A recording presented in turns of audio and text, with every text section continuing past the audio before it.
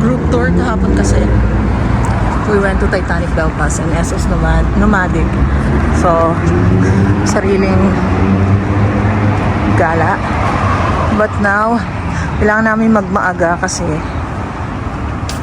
hanapin pa namin yung location, exact location ng bus kung saan namin imimit yung aming tour guide. So ngayon walking lang tayo. Again, ayan yung hotel namin. Liliko ka lang. Yan, main street na to. Tinatawag na Great Victoria Street. So ngayon 7:50 AM and madilim pa. Wala pang masyadong tao. Napaka laid back ng lugar na to, ng Belfast. So yeah. So again guys, pupunta tayo sa mga Game of Thrones locations and Giant's Causeway for today's video. So that would be like 9 to 10 hours road trip, and then kinuha namin siya sa Get Your Guide. Actually guys, tatawid ka lang sa kabila.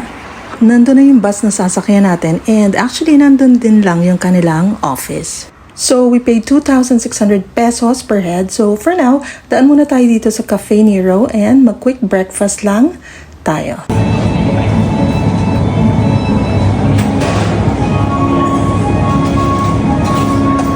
We're safe. We're first on the bus. First to ride, early bird. Yes, we took the decision to combine the tours, work with what we had available. So it's not just ourselves, it's every other company in Belfast is doing the same thing, just different little variations of it. So we're going to be doing things that they're not doing, they're doing things we're not doing, and so on. So we just sort of work with things. Obviously this is our little tour, the better one, obviously. Have our lunch stop. So we usually get there roughly about 1 o'clock. Sean Connery pulled it off with a Scottish accent, so why not Jimmy Dornan? Killed so have, because that's how we talk, so it is. Yep, good luck with that, Jimmy. Always thinking Jim McDonald, Coronation Street. That would be an interesting James Bond. Big Jim. Charlie Dawson, another little Belfast man. In Ireland and in Scotland. So in Ireland, you'll be taking in the likes of Glen, that we'll pass through a little bit later. Okay guys, so ngayon nandito tayo sa Carrickfergus Harbor. Actually, super lamig, and then sa background namin, ayan, may castle. Actually guys, may castle siya. Ayan. Then sa other side, so makikita niya naman, parang may mga ano dito, mga boat. Ganyan. Lamig nakaano lang ako.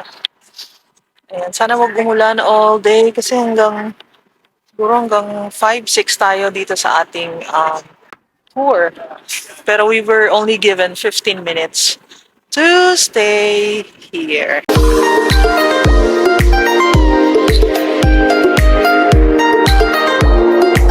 Game of Thrones fans obviously will get a little bit more behind that. You'll see the little white tunnel, and it's only going to come into view briefly, about 2 seconds. I'll slow down as much as I can here. Don't have anything behind me at the minute. And that's what they use to go north of the wall. So roughly 70% of the show was filmed here in Northern Ireland due to a number of factors. Northern Ireland will only consist of 6 of those 9, and that came around in 1921 on the island of Ireland. Separated 6 of those 9 counties of Ulster became Northern Ireland and remained part of the UK. The remaining 3 then became part of the Republic of Ireland. Now you can see the little white flag on the flagpole there, that's your Northern Ireland flag. In the middle of that you'll have a white star with a red hand, which you'll see in the middle of the road also. We'll continue up the hill here. I was starting on the Northampton Coast Road before, but I've misjudged this, so we'll hope for the best here, fingers crossed.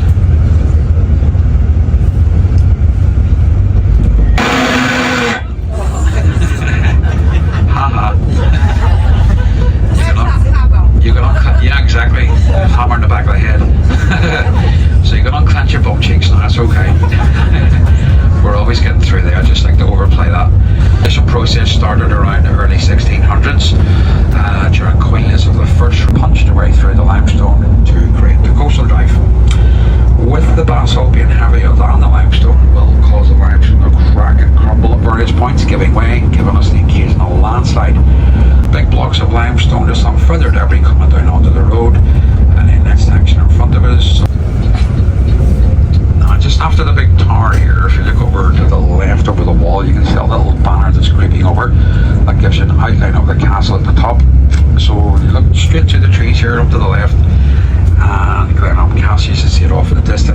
little bit easier to pick out in the winter. There's not as much leaves on the trees. But that's a home to the current Earl, Randall MacDonald. Now the castle grounds, a little coffee shop in there, little nature trails popular with that's a limestone arch. It was all part of the limestone quarry project here. You see the quarry itself, so the Willamette train came down from the quarry bringing limestone into the harbour. And this is an area of Bravos.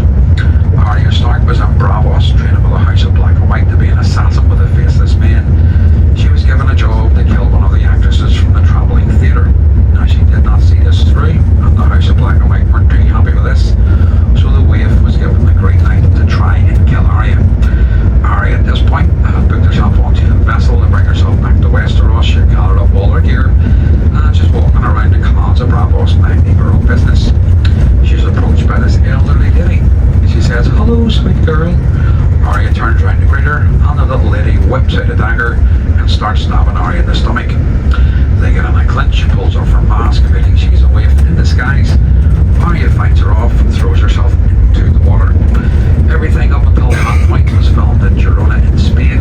When she came out of the water gasping for air, it was filmed down here in Carnlough. Now they filmed here for roughly about a week. We know they were here for a week because we were coming through every day, and they used 22 seconds of footage for a full week's filming. That was down to like weather conditions, tide levels, wind, rain, everything just had to be perfect. Full week's filming for 22 seconds. Now basically with those little silver poles are, you can see that guy going down the steps just there. Those little silver poles will spar so here right in front of us. If you want to get any tea or coffee, you can do so right there. Little snacks and goodies and so on. Okay guys, ngayon nandito na tayo sa Larne. Ito yung mga scene nila Arya Stark. Ganyan, nandito tayo sa Northern Ireland. Another Game of Thrones location is Carnlough Harbor. In Season 6, Episode 7, The Broken Man, Arya Stark comes to Bravos to find Jack and Hega and learns how to become a faceless assassin. So this is where the famous scene where Arya jumps into the harbor to flee the assassination attempt by the waif was shot in 2 different countries, with the location changing from Croatia to Northern Ireland, where Arya jumps off the bridge into the cold waters of Carnlough Harbor. This is Larne.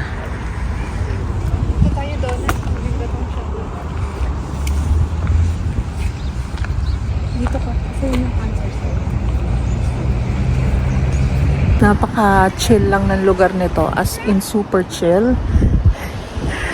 And yeah, ini-enjoy namin though kasi every stop 15 minutes, 30 minutes, so wala talagang masyadong oras to do everything. And ang ngayon is 10:50 AM. So yan, tayo sa Larne.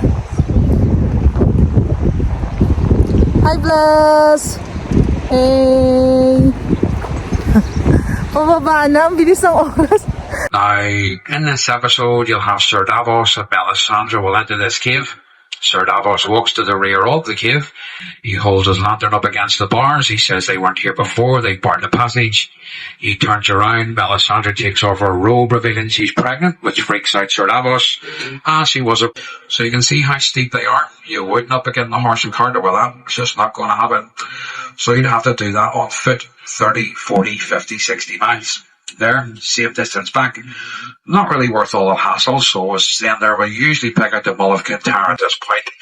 Now we're going to go through a bit of an archway. It's called the Red Arch due to the red sandstone. That red sandstone is readily available in the area. The area is known as Red Bay due to the red sandstone. Now it's the ruins of Red Bay Castle. Now it's a castle in name but not an actual castle.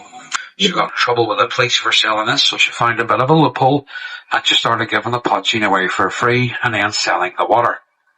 The second cave was a blacksmith's, and the last one was a hedge skull. I'll explain what that is shortly. So the first one's coming up to the front of the coach now. This is Mrs. Murray's house, just here. Then we have the blacksmith's. And the very last one, there's a little plaque on the ground here explaining exactly what a hedge skull is. This little cave right here. Now this is the Red Arch I mentioned. You can see the red sandstone there. I'll just take our time coming through this in case anything large comes around the other side. It's better to anticipate than to react, because you never know what's coming. And then as we continue on round, this is exactly where I was driving slow, in case things like this happen.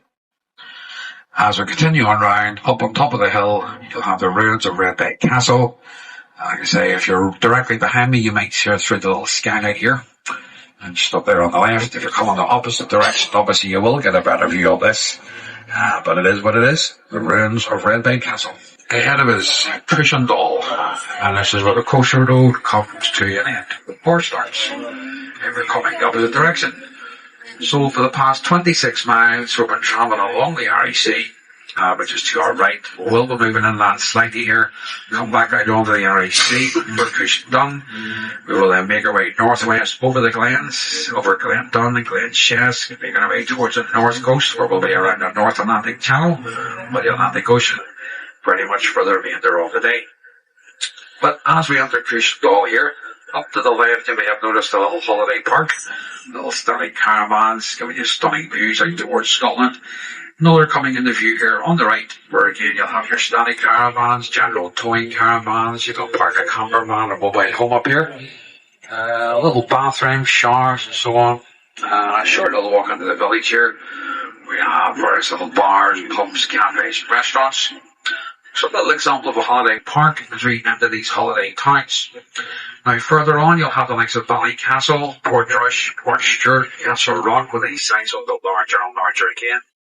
Run right up the middle. So if you're bang on that door at 10 minutes past 9 saying, "Let my friend out, let him out, let him out," you're going to get all sorts of things poured down on top of you. And that could be a little bit of oil, or maybe whatever's left in your bedpan. So you're just shouting up at that window with your mouth open. You might get a little surprise dropping in your mouth. Not ideal, but they did that sort of thing back then.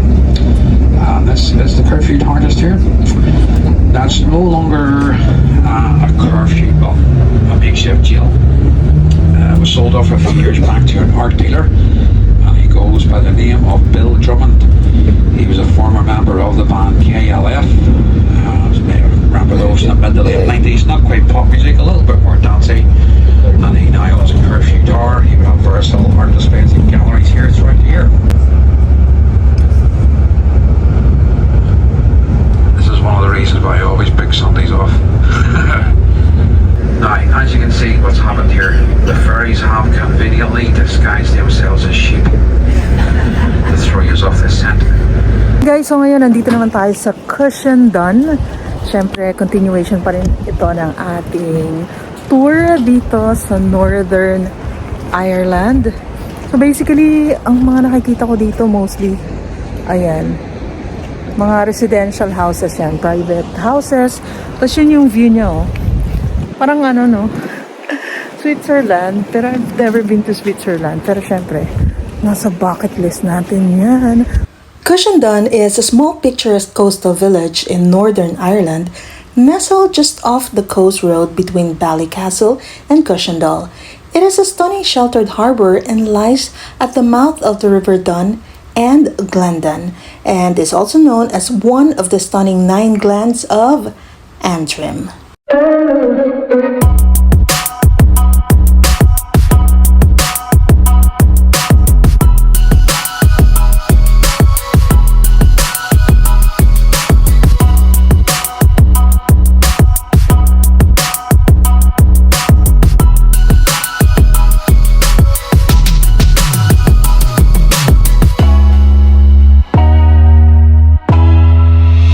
Puro nature dito, guys.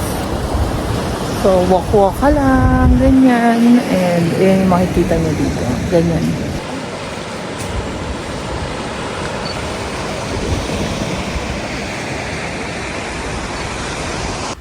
Cushendun Caves is one of the filming location of Game of Thrones. The caves are where Sir Davos, Seward, and Lady Melisandre landed ashore in Season 2, and are also where Melisandre gave birth to a terrifying shadow baby. The caves also featured again in Season 8 with the famous battle between Jaime Lannister and Euron Greyjoy. Actually guys, we were not able to enter the cave because we don't have any more time. So yeah, kailangan natin bumalik sa ating bus.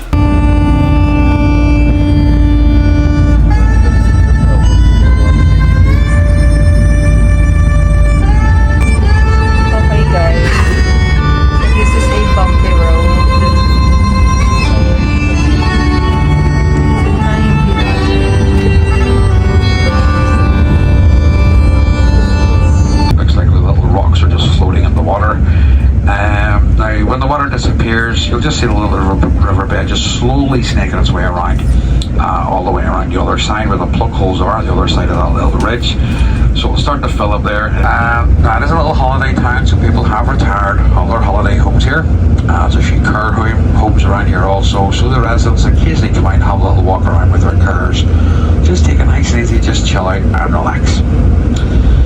Now, quick little Game of Thrones reference here. Now, this little gap in the trees here, you can see a bit of a headland just behind that other tree on the right. Comes straight down in 45 degrees into the water just here. And that's a Mull of Kintyre off in the distance. First time we've seen that today, of Scotland. So the little headland itself is called Fairhead, F-A-I-R. You will pick out in the background the scenes of Game of Thrones, along with Rathville Island, Sheep Island, we'll see a little bit later on. But Fairhead itself was physically used in season 7, where we had Jon Snow had been the Dragonstone to ask permission from Daenerys to mine the dragon glass to aid them in their fight against the White Walkers. A little while later, they were having a chat up on the hill. There's this almighty thud, and Jon Snow turns around and there's Drogon standing right behind him. And he reaches his hand out and touches the dragon for the very first time. We'll look up there on Fairhead.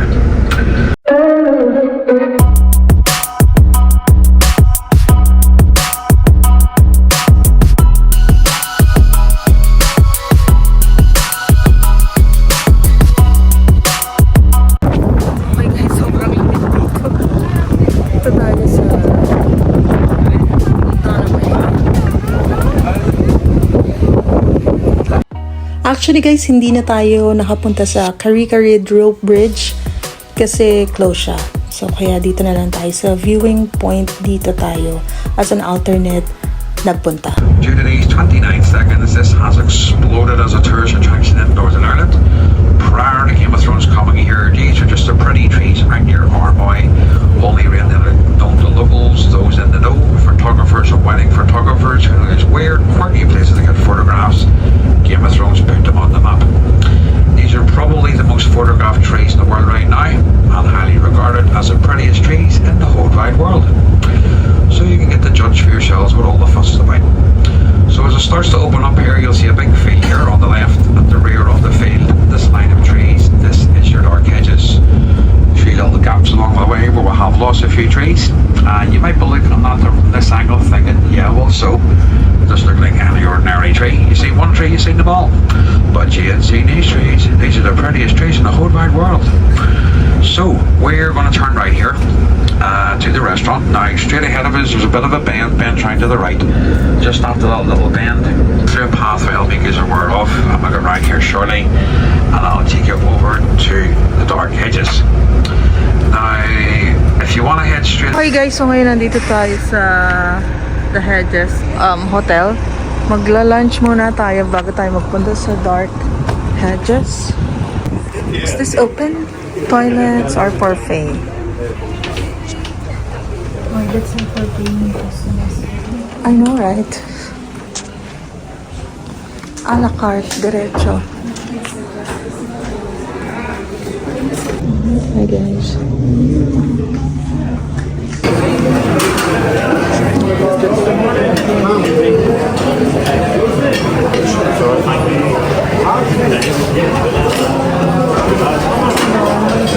What do you want? Walang option si kuya, alam mo kung bakit? Para makapark ka, para makapunta sa dark hedges. Yun yung way nila. Okay guys, so buffet pala dito. You choose between beef, lamb, kung ano-ano pa. Ang laki ng serving. Good luck. Maubos natin.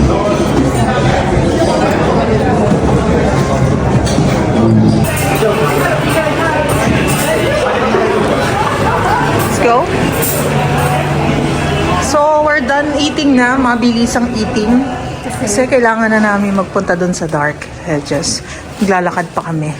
Okay, so this way down to dark hedges.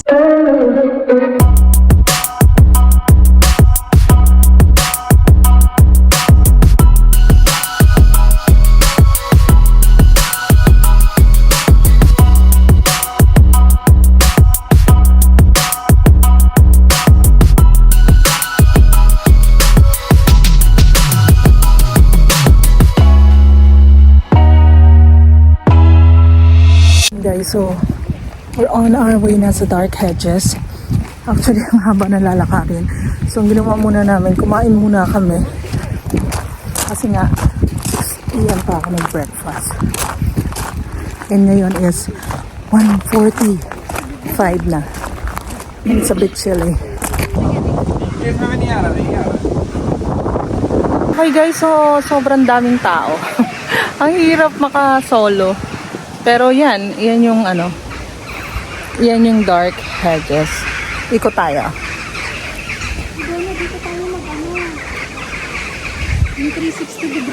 The Dark Hedges, located in Northern Ireland, served as a filming location for the King's Road in the popular television series Game of Thrones. The avenue of beech trees planted in the 18th century by the Stuart family creates an atmospheric tunnel that has become a popular tourist attraction due to its appearance in the show. The trees were originally planted to create an imposing approach to Grace Hill House, the Stuart family's Georgian mansion.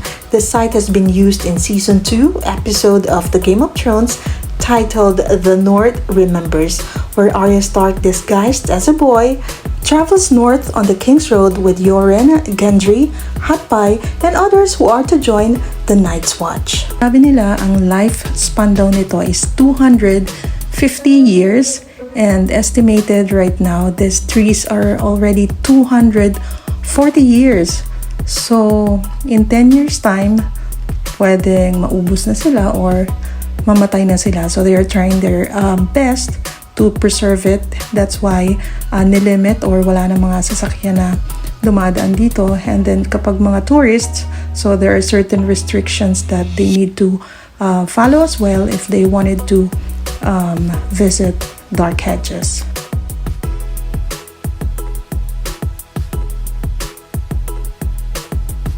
And for our sixth stop, guys, so this is Dunluce Castle from afar. The castle has become a tourist hotspot not only for the stunning views on offer, but more recently its claim to fame with being used in the iconic show Game of Thrones and used as seat of House Greyjoy, the Great Castle of Pike.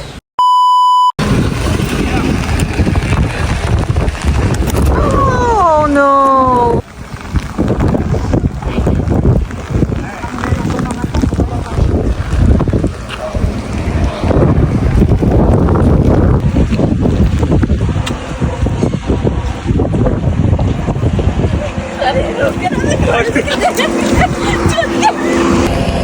Okay guys, as usual, umuulan na naman kasi autumn na.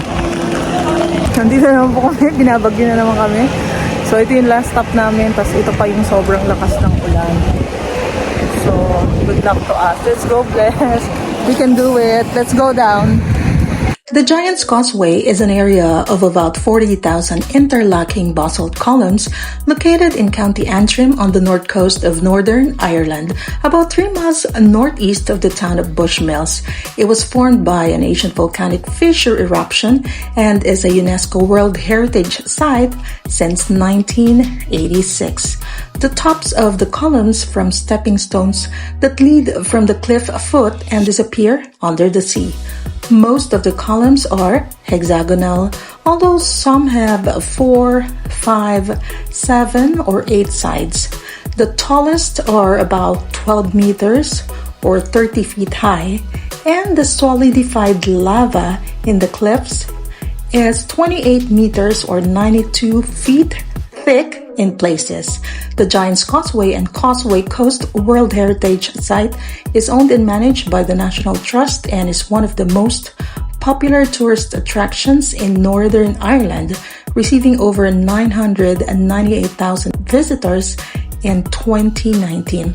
Access to the Giant's Causeway is free of charge, and it is not necessary to go via the Visitor Center, which charges a fee. The area is a haven for seabirds and hosts numerous plant types. Basalt columns are a common volcanic feature, and they occur on many scales and with some variation in formation. Ayan guys, grabe na to. Ang layo nito sa main road guys.